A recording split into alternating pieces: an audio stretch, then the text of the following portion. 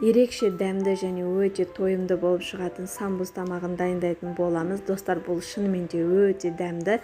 Дәл осы рецептпен жасап көріңіздер. Сіздерге міндетті түрде ұнайды деген ойдамын. Каналыма тіркеліп, лайк басып кетіңіздер.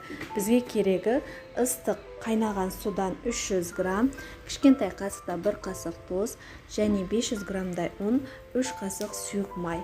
Достар, бұл жерде менде үлкен порция. Егер сіздерге бұл көптеу болса, дәл осы порциясының жартысын қолданыңыздар. Ең бастысы қамырды қайнаған суда илеу және де тұзын аздау етіп салыңыздар.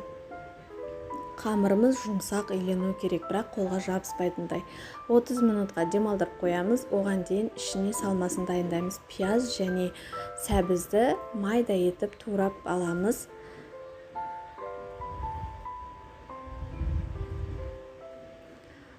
Ал қамырымызды лағман сияқты осылай домалатып, сәл жіңішке болғаннан кейін майда-майда бөліктерге бөліп дайындап қоямыз. Домалақ шариктерді жасап аламыз. Барлығын бөліктерге бөліп, тағы да 10 минутқа кішкене демалдырғызып қоямыз қамырды.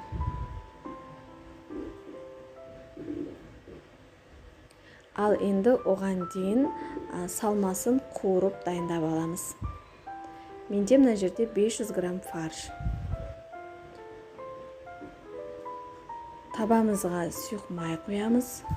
Қызған соң фаршымызды салып қуырып аламыз. Тұзын, қара бұршын, дәм тұзына қарай салыңыздар.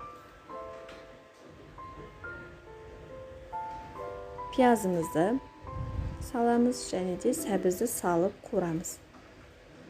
Барлығы толық піскенше қуырып аламыз. Толық піскеннен кейін салмасын суытып аламыз міндетті түрде. Оған дейін қамырымызды домалақ етіп жайып дайындап аламыз. Міне осындай қалыңдықта. Салмамыз уже суыды, дайын. Ішіне салып, жан-жағын жабыстырып, және де қиғыш болса, айналасын шетін қиғышпен кесіп алсаңыздар болады, әдемі шығады. Қиғыш жоқ болса, шанышқымен басып шықсаңыздар болады. Ішіндегі салмасы піскендіктен тек қана қамырын пісіреміз, сондықтан жай отта қызған майда тез-тез екі жағын пісіріп аламыз. Бұл өте дәмді болып шығады, достар, ас болсын.